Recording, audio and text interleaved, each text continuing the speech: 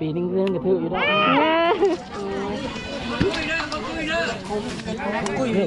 เขาเนาะเลยย่าบางวันคนชนะ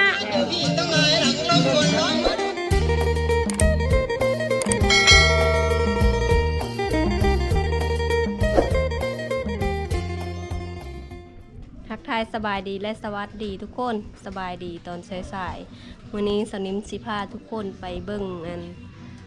งานเลี้ยงหอทุกคนอยู่เฮอบ้านนี่ละเป็นประเพณีที่ผู้เฒ่าเพิ่นพาเฮ็ดมาแต่เก่านะทุกคนทุกปีเขาเจ้าจะเลี้ยงหอทุกคนถ้ามีเลี้ยงหอก็คือมีได้ปั่นข้าวปั่นน้ำเนาะแต่ละปีนะเขาเจ้าต้องเลี้ยงหอก่อนถึงได้ปั่นข้าวปั่นน้ำเนาะปะทุกคนเดี๋ยวสนิมพาไปเบิ่ง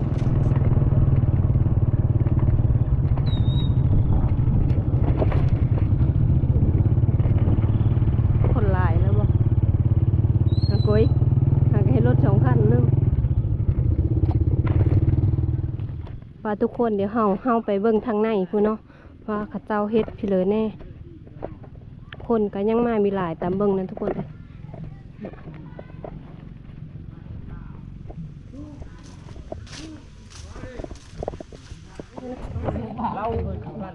มาหอดทางในพี่กาคนยังไม่ทันได้มาหลายพอไปเลยทุกคนมานี่กะเขาเจ้าถือไก่มานำทุกคนไก่กะคุ้มละโตเนาะมึงอะไรมึงกินดีกัน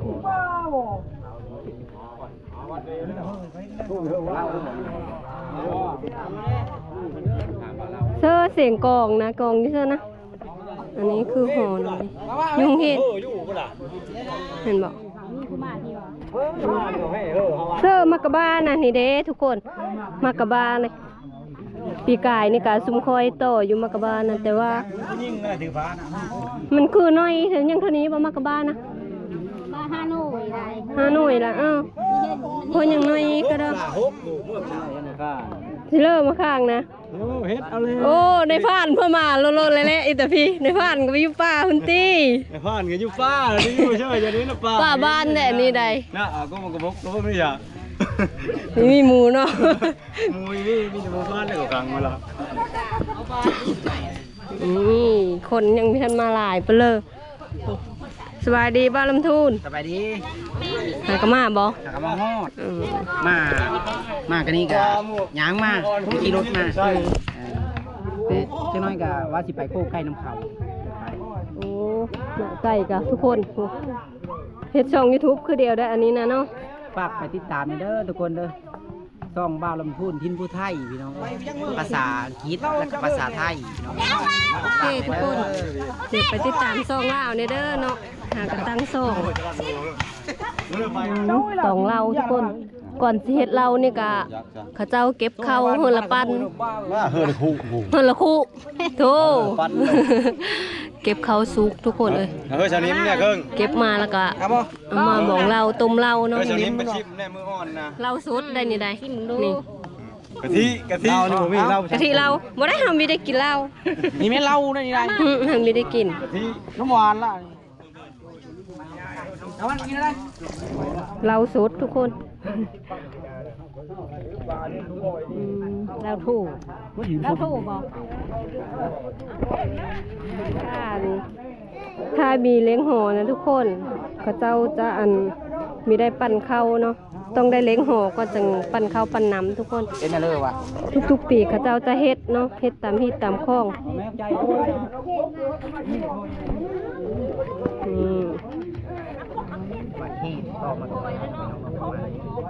ผมเลือกโอยพออยู่ไก่ก็ดองอยู่มึง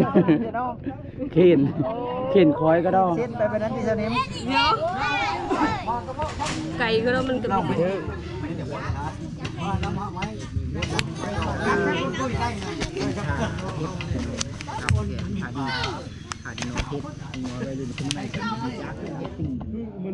อันนี้เขาเอิ้นบิลวานเสื้อลำตีนนี่สิลู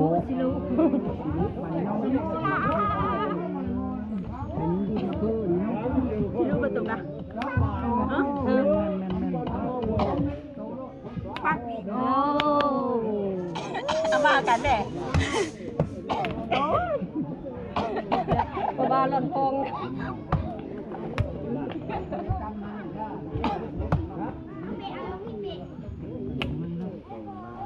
หัวหน้ามาแล้ว ถึงว่าเนี่ยอีเนาะแต่ก็ไม่เป็นเนาะ ปีนึงเรื่องกระทืบอยู่ด้วย คำนี้คำพูด ได้ ถือคุมาบ่ มือเพิ่นแม่น แม่น บ่ได้อันนี้ทางเข้ามานี่มีต้อมาข้างแล้วก็มีต้อมาบ้านนี่น่ะมันเป็นนะเริ่ม มันเป็นเพิ่นน่ะมาชื่อมาตะเก้า ซื้อมาแตะเก้าเนาะ จักกระชายหาจักกระชี เป็นผ้าเฮ็ดมาแต่ก่อนเนาะ ตะเก้าคือตัวมาข้างบ้านเฮาเนาะนี่นี่อันนั้นดองมาดองนี่นั่นก็เอาตัวมาข้างเพิ่นหายตัวคนเพิ่นนั่น ต้องได้ต่ออยู่นี่จังอยู่บ้านจังต่อได้ ข้างบ้านนั่น ต้อมาบ้านต้อง น่ะคือถึงน่ะ มีเส้น เรื่องแล้วนี่ถึงแล้ว ชี้ย้ายได้ไม่ได้ย้ายแล้ว คือถึงไม่จวนนี่จำไม่ได้ผิดนี่ เดี๋ยวถือแล้วหน่อยนะจ๊ะ คือนั่นคือถึง เพิ่งแล้วเนี่ยดีมันไกลๆพี่ก็เพิ่ง นี่ล่ะ นี่ถึงมาก ว่าเด็ด นี่เขาเอิ้นพี่เลวน่าอันนี้นะนาย ต้อง ตองเนาะคมยาแล้วก็ตองเนาะต้องเต็ง โอ้สนิมไก่ในตองกัน ต้องแล้วก็เข้าแล้วก็เย็บแล้วก็ เจอประเดี๋ยวนะเข้าบ่ เข้านี่นะดีกีดแล้วประเภทกระเพียไม่ครับไม่ขึ้นแล้วเขาไม่ใช่ขึ้นแม่นี่ไม่ได้ปิดปั๊บปิด ชุดกูเดิมเพชรนะเพชรที่เรื่องมึงนั่น เก็บไปได้นะ เอามาละ อ๋อนี่พวกเม่นเลิกวันนี้นะ เข้าไปเนี่ย ไปแล้ว เราชำนาญเด้อชำนาญเด้อมันนี่ชำนาญเด้อผู้พิจารณา อันนี้จะเป็นแผนกตั้งนะทุกคนนายจะเป็นคนตั้งโอ้เม่น นี่นะใช่ไหมย่อม ลิ้นแม่นแต่กูยังไม่แม่นแล้วกูได้ ติดนี่นะ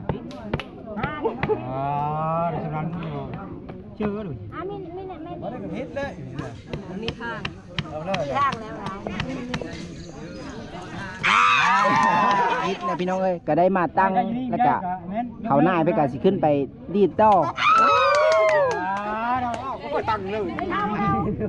เข้าไปแล้ว จูดต้องมาแล้ว หูตาเสียมันคือยังน้อย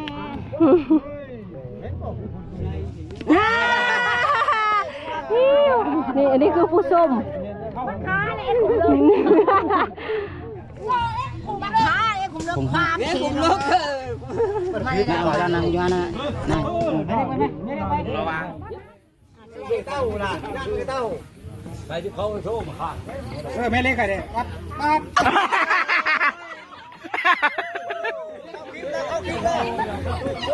ได้สู้ ไม่ต้องมาล่าหลุมมันล่าขึ้นไปไม่ต้องมาล่าหลุมมันล่าขึ้นไป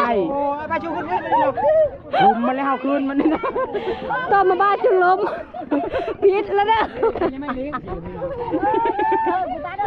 ไปหน่อย ห้องก็ล้มพร้อมใช่ไปท่านตอนคนล้มนะ เอาละชูนะ เชิญเฮานะสามะ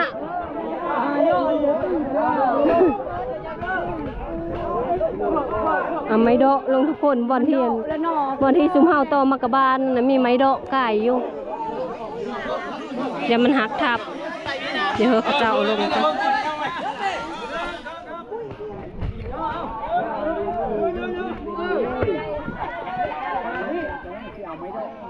ภาพเพิ่มเพิ่มมาเลยนะเพิ่มคือง่ายที่จะพูดตีไป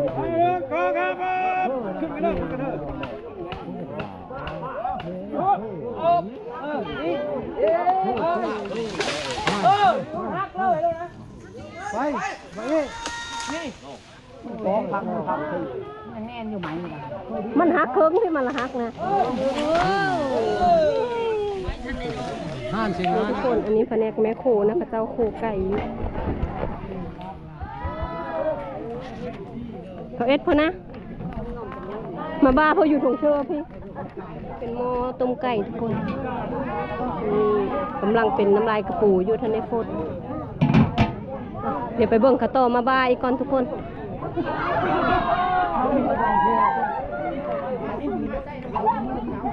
มาข้างคือมีผู้ต่อเนาะ ประเภทเป็นมาก้อนพยานนี่ลง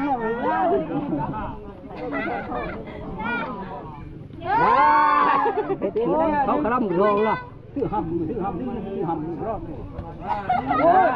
แห้งโพดอันนี้ พยานเดี๋ยวลงแล้ว แม่นเจอเพิ่นแล้วเพิ่นได้ขึ้นแล้วนี่ได้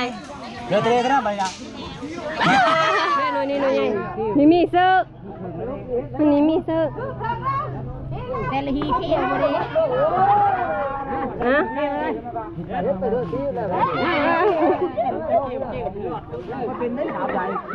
โอ้ยานคอยน่ะ ในสาวสิดานี่ทุกคนโอ้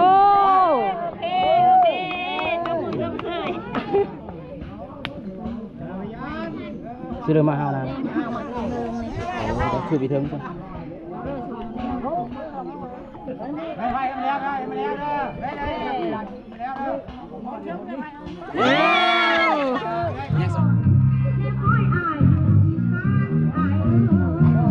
มาป่ะ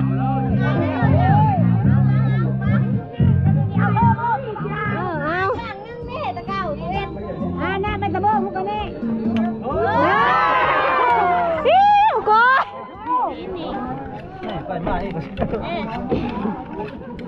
จักโตไก่ทั้งหมดนะเจ็ดโต 17หน่วย17โตหน่วยละโต กุ้ยนี่นะ แม่ครูไก่17โตทุกคน17คุม ขลับกับโตแล้วมันจะปิ้งได้ก้นปุ้ยซื้อ ญาติ แต่ต่อมาบ้ามาหันมาข้างเราบ่งเลยได้ซื้อนี่ค่ะ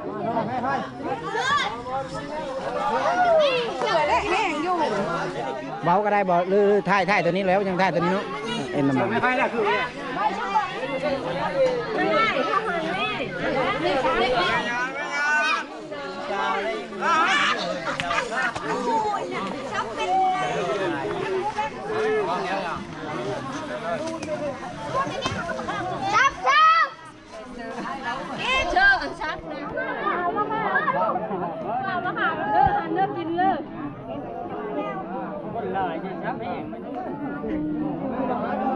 เอาไปคอยเดี๋ยวมันนั่นได้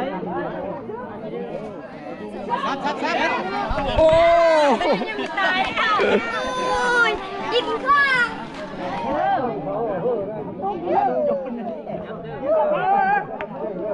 มันแดงเจ้าอย่าได้กินขึ้นมาเด็กมาบุญเลยมั้ยกินแม่ดูเฮ้ยเฮ้ยนี่แม่เจ้าบ้านเจ้าบ้าน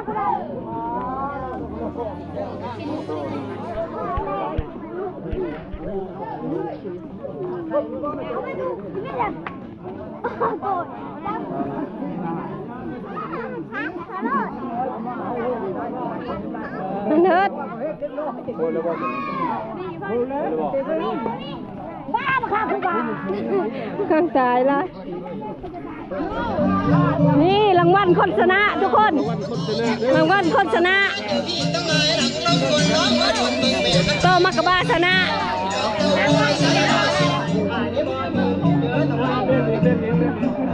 เดี๋ยวไปเบิ่งเขาเฮ็ดกินก่อนทุกคน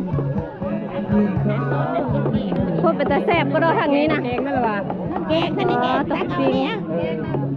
ทั้งรถฟอง พี่เลยนะต้มหมอกต้มไก่กระมองใหญ่เลย ต้มไก่ เขาดูเชดึงไปเช่าตูไหนมาก็หลายมือตู ย่าละตองบ้านนะ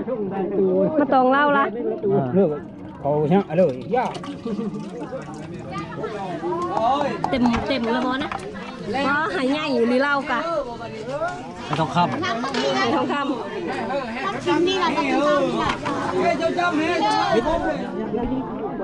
เขาทานละลาบหม้อไก่นะเขาแล้วมาละ ตัวนี้มันก็ไม่คืนน้ำลายแล้วยังมีแล้วจ้ะคนนี้ จังหวะตัวมีทางแกงทั้งลาบของมันนี่ แซ่บอัดเล่นอะไร เลยทางนี้นะ ลูกแผ่นดินโน่นละเอา ลาบบ่อนี้นะลาบไก่กระซาบใหญ่ เฮ้ยจองกระลุนนี่ น่าเอาแม่กระด้างพวกรุ่นแกงนั้นกิน ำลังปรุงแต่ง กำลังปรุงแต่งมีทางพ่อโคแม่โคพร้อมมื้อนี้ โอ้ยอันนี้มันเป็นประเพณีมันเป็นประเพณีชาวบ้านเวียงไส้พากันเฮ็ดทุกปีคันมีเฮ็ดกันมีได้ฟาดเข้าได้เลยเอ้ย แม่ล่ะ จ้องกับเขามุกรถกว่า คันมีได้เลี้ยงหอนี่ฟาดเข้ามีได้จะนี่ ที่แรกอันนั้นน่ารัก กันเพื่อฟาดก้อนกับหมอยล้นมือโลด นั้นบ่ ผู้ชายฝ่ายก้อนกับมอยผู้ชายรุ่นพิษนะโม เราดูเกี่ยวมันผิดเชื่อลายด้วยนะ หอมเป็นตะแซ่บบ่เลย บ่ได้อันเว้า ผักเสิร์ฟกับทุกคนพระเจ้าเก็บไว้แล้วเรียบร้อย เจ้ามดนี่เอาจนทิวผูเจอเขาละเชื่อแล้วตัวเชื่อแล้วบอกกันเชื่อละทุกฟ้าเชื่อหลาย น้ำปลานี่น้ำปลานี่ ซิมก็ยังมันเข้มในติดตาสีเหลืองน้ำสีอิวไม่มีบ่ โอ้ยเบาไหล เธอเก่งมากนี่นะต้มไก่ทุกคนหมอหยุ่มบ้าคุณใหญ่ โทรศัพท์กับนิ้วมือค่อยจะได้จะเบา แกงอันนี้นะแกงไก่มีทั้งแกงทั้งปิ้งทั้งต้มทั้งลาบไก่บักหลายนึง17ตัวทั้งหมดทั้งมวลนะเดี๋ยวจังหน่อยพาเดี๋ยวกินข้าวกินน้ำแล้วก็ถือว่าแล้วทุกคนอันนี้เรากำลังเฮ็ดกินอยู่เนาะ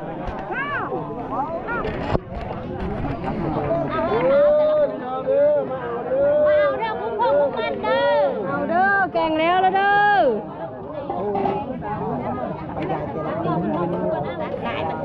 เอาเด้อโทษโทษมันเห็นบ่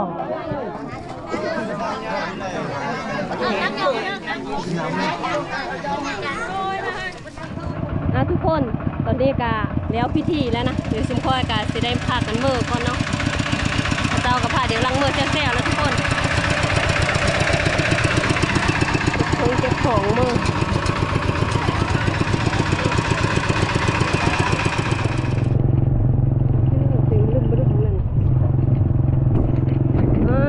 เขาเฮ็ดเพื่ออันนี้เขาเจ้าแห่เฮือเขาวัดบ่ คือมาใหม่ เพิ่มมาแต่เสื้อนี่